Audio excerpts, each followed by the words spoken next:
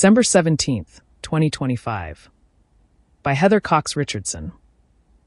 This morning, for vulnerable Republicans signed onto the discharge petition, all House Democrats have signed to force Speaker Mike Johnson, Republican Louisiana, to bring a bill to extend the premium tax credits for purchasing healthcare insurance on the Affordable Care Act, ACA, markets to the floor for a vote. The proposal extends the credits for 3 years. Republicans who recognize that the American people overwhelmingly want the extensions have been fighting their colleagues who want to get rid of the ACA and slash government spending in general. Instead of extending the credits, House leadership is proposing a package of policies popular among their conference. The nonpartisan Congressional Budget Office reports that it will drop about 100,000 people a year off health insurance through 2035, but will save the government $35.6 billion. Without the extension of the premium tax credits, which Republicans permitted to lapse at the end of the year when they passed their July budget reconciliation bill that they call the One Big Beautiful Bill Act, the 24 million Americans who buy insurance on the ACA marketplace will see their insurance premiums skyrocket, and millions will lose their health insurance altogether. And yet, Republicans oppose the extensions, which will cost the government about $350 billion over the next 10 years. The Republicans' extension of the 2017 tax cuts in that same bill will cost about $4 trillion over the same period.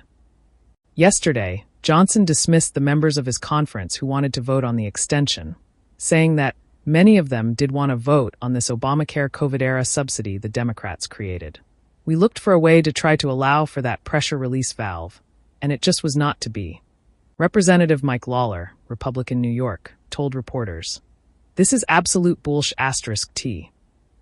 When the Republican-controlled House Rules Committee struck down all the Republican attempts to amend the Republican bill by extending the tax credits, for Republicans signed the Democrats' discharge petition.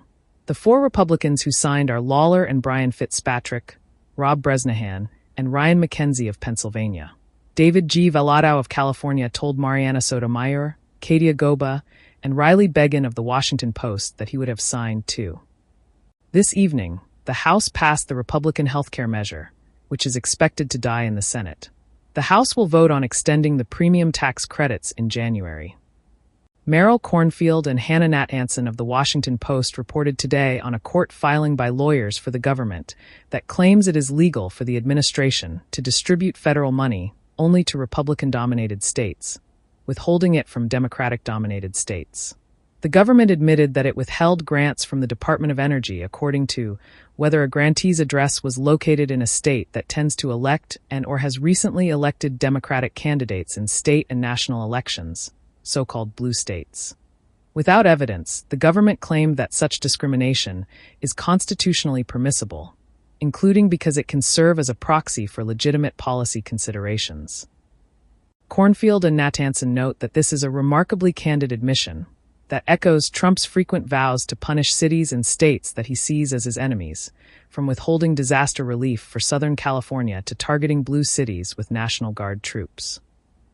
Joey Garrison of USA Today reported yesterday that a senior White House official told him the Trump administration is dismantling the National Center for Atmospheric Research, NCAR, in Boulder, Colorado. Since 1960, NCAR scientists have studied Earth's atmosphere, meteorology, climate science, the sun, and the impacts of weather and climate on the environment and society. Climate scientist Katherine Hayhoe wrote that dismantling NCAR is like taking a sledgehammer to the keystone holding up our scientific understanding of the planet. Director of the Office of Management and Budget Russell Vought told Garrison that the center is one of the largest sources of climate alarmism in the country, and that the government will break it up, moving what he called any vital activities such as weather research to another entity or location. Earlier that day, Garrison notes, the administration canceled $109 million in grants to Colorado. Colorado Governor Jared Polis said he had not heard the news about NCAR, but that, true, public safety is at risk and science is being attacked. Climate change is real, but the work of NCAR goes far beyond climate science. NCAR delivers data around severe weather events like fires and floods that help our country save lives and property and prevent devastation for families. If these cuts move forward, we will lose our competitive advantage against foreign powers and adversaries in the pursuit of scientific discovery. Trump has repeatedly attacked Polis, a Democrat, since his refusal to pardon former Colorado election official Tina Peters, convicted by a jury for state crimes in facilitating a data breach in her quest to overturn the 2020 presidential election. Peters is serving a 9-year prison sentence. On December 11th, Trump granted Peters a full pardon. But since presidents cannot issue pardons for state crimes, that means little unless Polis also pardons her. Matt Cohen of Democracy Docket reported yesterday on escalating calls for violence to free Peters coming from prominent right-wing figures. Josh Marshall of Talking Points memo posted after the threat to close NCAR that he was earing this as payback for Colorado not honoring Trump/Peters' pardon. Former special counsel Jack Smith testified today behind closed doors before the House Judiciary Committee about his investigation into Trump's attempt to overturn the results of the 2020 presidential election. According to Ryan J. Riley of NBC News, who obtained portions of Smith's opening statement, Smith told the committee that he and his team found proof beyond a reasonable doubt that Trump engaged in a criminal scheme to overturn the results of the 2020 presidential election. Chair Jim Jordan, ROH, subpoenaed Smith earlier this month, rejecting Smith's offer to testify in public. Jordan was among those claiming to be outraged at the news that Smith had obtained the call records of 9 congressional Republicans related to the president's attempt to overturn the results of the election. Those records listed who was called and the time, date, and length of the call, without information about the content of it. In 2022, the House Select Committee to investigate the January 6th attack on the U.S. Capitol revealed that Trump and Jordan had a 10-minute phone call on the morning of January 6th. That afternoon, Jordan objected to the counting of the votes that would certify Democrat Joe Biden as president. Jordan refused to cooperate with the committee when it asked for more information.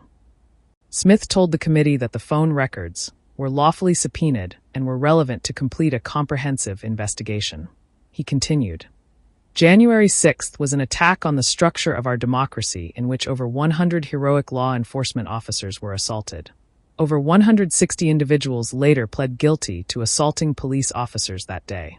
Exploiting that violence, President Trump and his associates tried to call members of Congress in furtherance of their criminal scheme, urging them to further delay certification of the 2020 election.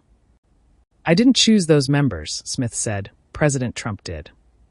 Republicans were hoping to undermine Smith and to portray him as part of a Department of Justice weaponized under the Biden administration. Jack Smith should be in jail, if not prison, Representative Troy Nehls, Republican Texas, a member of the Judiciary Committee, told Haley Fuchs and Kyle Cheney of Politico. He's a crook. Jack Smith is a crook, and he needs to be held accountable for all his games that he played. After Smith testified, ranking member of the Judiciary Committee Jamie Raskin, Democrat Maryland, said Jordan made an excellent decision in not allowing Jack Smith to testify publicly, because had he done so, it would have been absolutely devastating to the president and all the president's men involved in the insurrectionary activities of January 6th. Today, news broke that Trump has added plaques to the Hall of Portraits of Former Presidents hanging in the White House.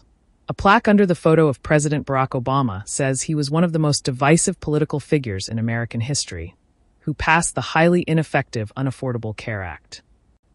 Under a photograph of an auto pen, with which Trump replaced the portrait of Biden, the plaque begins, Sleepy Joe Biden was by far the worst president in American history, taking office as a result of the most corrupt election ever seen in the United States. Biden oversaw a series of unprecedented disasters that brought our nation to the brink of destruction.